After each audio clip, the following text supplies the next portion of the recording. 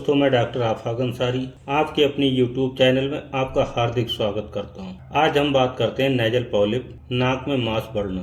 नाक में मांस बढ़ने के लक्षण सिम्टम: नाक बंद रहना, सूंघने और स्वाद की कमी, नाक से पानी जैसा स्राव, सिर दर्द और चेहरे में भारीपन, नाक में खुजली और जलन, सोते समय खर्राटे आना, सांस लेने में कठिनाई। अब दोस्तों जान लेते हैं इसके काउजेज कारण। नेजल पॉलिप के कई कारण हो सकते हैं, लेकिन सबसे आम कारण होता है क्रोनिक साइनोसाइटिस है, जो नाक और साइनस की लंबी अवधि की सूजन है।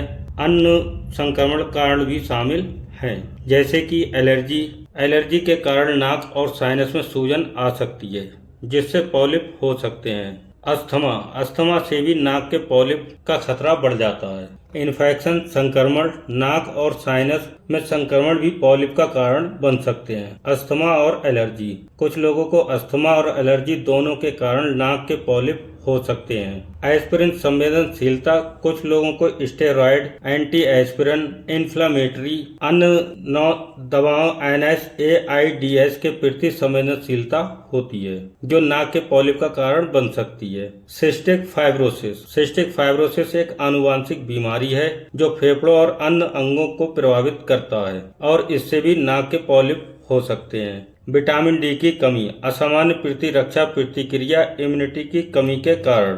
आनुवंशिक कारण: परिवार में नाक के पॉलिप का इतिहास होने पर इससे प्रभावित होने की संभावना बढ़ जाती है। धूल, रसायन और धुएं, केमिकल, सॉइल, मिट्टी, पोल्यूशन, धुएं से भी पॉलिप होता है। नाक या साइनस में लंबे समय तक सूजन पॉलिप के विकास में योगदान कर सकती है। दोस्तों, अब जान लेते हैं इसके प्रिवेंशन, बचाव। नाक के पॉलिप को पूरी तरह से रोकना संभव नहीं है, लेकिन कुछ उपाय करके उनकी संभावना को कम किया जा सकता है। इसमें एलर्जी और अस्थमा को नियंत्रित करना, नाक के मार्ग को नम रखना और जलन पैदा करने वाले पदार्थों से बचना शामिल है।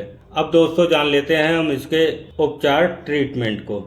लक्षणों के आधार पर काफ़ी मेडिसिन होती हैं जिनका नेजल पॉलिप में उपयोग में लाया जाता है। सबसे पहली मेडिसिन होती है लेमना माइनर, जिसमें नाक का बहना, रनिंग नोज, सर्दी जुखाम, कॉमन कोल्ड, सांस लेने में दिक्कत, सूखी नाक, गला सूखना, अस्थमा, दमा के लक्षणों में इस मेडिसिन का उपयोग करना चाहिए। काफ़ी प्रभावी मेडिसिन होती है, अधिकतर मामलों में दी जाने वाली मेडिसिन होती है। सेकंड मेडिसिन होती है ट्यूक्रिकम मैरम बैरम मदर टिंचर। नाक का मांस बढ़ना, कान बजना, बेचैनी, रेस्टलेस, नाक से सुगंध आना, नाक बहना, रनिंग नोज, सिर दर्द, हेडेक में काफ़ी प्रभावी मेडिसिन होती है। इसके अलावा और भी मेडिसिन होती हैं जो सिम्टमों के आधार पर दी जाती हैं, जैसे पोथोज मदर टिंचर मेडिसिन का उपयोग में लाया जाता है। Phosphorus medicine, arsenic album medicine, sticta medicine, sabadilla medicine, इनको भी लक्षणों के आधार पर उपयोग में लाया जाता है। मेरी एक बात हमेशा दोस्तों मान के चलना, मेडिसिन का उपयोग अपने नजदीकी डॉक्टर से परामर्श करने के बाद ही